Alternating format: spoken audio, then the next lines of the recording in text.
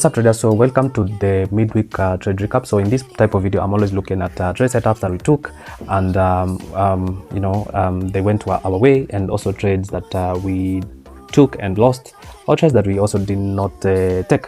So I'll do a review of I think 3 setups for this particular video. So my first setup was CAD JPY, and this was before. So as you can see from this particular setup that we have, I think this was taken from 1 hour supply zone. So this what was happening basically. So there is a 1 hour supply over here. So market was approaching that 1 hour supply. So this trade was taken from the M5 minutes. So on the M5 we did a change of character, and then we were looking to short from this level here on the lower time frame POI, or point of interest, and trade went our way. As you can see, this is exactly what was happening. So the trade is moving, the price is moving up into an area of interest, which is the 1 hour supply zone. Then we have the change of character, then entry on the on the break and retest, or rather you can call it break and retest, you can call it the lower time frame point of interest, whatever you want to call it. So this trade gave us one clean 1:2 risk reward ratio. That was the first trade of the week, which was quite fantastic. All right, so let's look at the second trade of the week. Maybe we can look at this Euro USD, which was a break-even trade. So let's look at this Euro USD. So for Euro USD setup, this is what we were having. So price was and this particular setup, price was pulling back to an area of demand zone. I think again 1 hour demand zone. So when price was coming back down here, we were looking for a change of character. Once price approaches the point of interest or area of interest, I can use those names interchangeably. So in this particular setup, you see it was a break-even trade, since this was our entry point, and the price tried to push high. At this point in time, I had already put my stop loss to break even, and the price started reversing against me, so I was stopped out on this particular setup. Let's look at it, and means that particular setup was a break-even trade, so I did not make any money on it. Why is the setup? I think here is the setup. So this was a break-even setup, and yes, so I need to indicate this one here. So yeah, so this was the setup. So actually this was, I think, 61.8 Fibonacci zone. So price took me out on break even after giving, I think I was targeting 1:4 on this particular trade, but at this point in time, trade had already given me, I think, almost 1:3 or 1:2 thereof. Then the trade reversed against me, so that was a break-even trade. Now let's look at the loss that we had for the week. I think this one actually I regret, because I went out of my way in executing this setup against my rules. So let's look at the USD JPY. So the trend was heavily bullish, but when I was taking this particular setup, I was like, okay, you know what, this trend has been moving high, so high, price is so high, why don't I get a jump onto this short? This was the trade. So let's look at it from the M15 and see. Actually, my thought process was not very concrete, because at this particular time when I was shorting, we did not even have any area of interest like the demand and supply. So this trade was totally against my rule, and I have a punishment that I have to take in for this USD JPY trade. So this was a losing trade, and what I was looking at is like, okay, price is pulling back now. I was looking for a short into the retracement of this movement that USD JPY had made. So I was looking at a retracement back to these levels, and that was actually my reason for going short. But what, the market doesn't owe you anything. I was stopped out. I was slapped proper on the face. I think literally after maybe, I think 2 or 3 hours. Yeah, 3 hours I was out and stopped out. So this was a losing trade, and a trade that did not actually follow my rules. So I have a punishment again that I have to take about this. Yeah, is that serious for me? Trading is that serious for me? So that was a losing trade for USD JPY.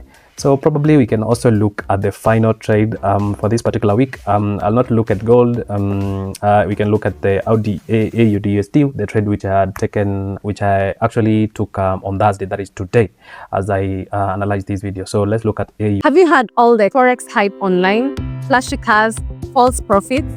Here, we are not about the hype. We are about the skill. Our training is real, practical, and beginner-friendly. We will train you how to analyze the market, risk management, and also how to grow your account step by step. You can visit us at Spar Mall, 2nd floor, S47, or give us a call on our number, which is in all our social media platforms, to book your slot and start your journey to financial freedom. USD. Yeah, so this is the chart on AUDUSD. Let me show you the before and after again. So this is my chart. This is how the setup was looking before I took that particular trade. So I think these that you can see here are the time zones. So at this point in time, price had approached the higher time frame supply zone, which was the 4-hour supply zone. So I was anticipating for a change of character, or rather the break of this last let me just screenshot this one, and so that we can grab it properly. So this is what we've had. So price was moving high and making higher highs and higher lows. So at this point in time, as you can see, this is the last higher low. So once price broke out of that particular level, then that is what I marked as my change of character. And once we have the change of character, I'm either looking a retest of that level again. Before even look at the change of character, this was a mitigation block. It's kind of a mitigation block on this particular level, because this was a failed order block. So a mitigation block is a failed order block. So once price broke out of that mitigation block, or rather once the price broke the last higher low, then my change of character was confirmed. I would have taken this trade probably even here. When you pull your Fibonacci from this level to this level, this might be your 50% fib zone. But AUDUSD has a behavior of once it makes a breakout, then it doesn't return. So in this particular point, I was also ready with this the risk, or rather the stop loss was not far away. It was within my pip range, so I was ready to take this trade from this particular point. So I was comfortable with that, even if price actually retraced a little bit deeper before moving my way. So let's look at the after. So this is the after of that particular trade. So once we had, let me just again screenshot this one so that we can be able to annotate it properly. So once we had this change of character here, that is when actually I just put 1 or 2 pips back. That is where I put my sell stop, my sell limit. The trade was actually activated within, I think, 10 or 15 minutes. And actually, as you can see, price pulled a little bit deeper into this swing from this here to this here. So price pulled a little bit deeper into the 50% level. So price kept on playing at the same point, but I was patient enough because this was my I knew this is a signature setup for me. And guess what, after a couple of hours, voila, price dropped like a rock and hitting my take profit. So and even actually after hitting my take profit, there was a sharp reversal on that particular setup. So I'll just go live to the charts so that I can show you the setup now. Maybe I can use another chart so that it can be clear to you. AUD USD. So let me just use okay, so AUD-USD. So in this particular setup, this was the trending range, this was the high, and that was the swing low, that was the swing high. And for a long time I've actually been anticipating for price to pull back to this demand zone over here so that we can give a push. And for a couple of I think 1 or 2 weeks, price has been kind of consolidating on AUD-USD.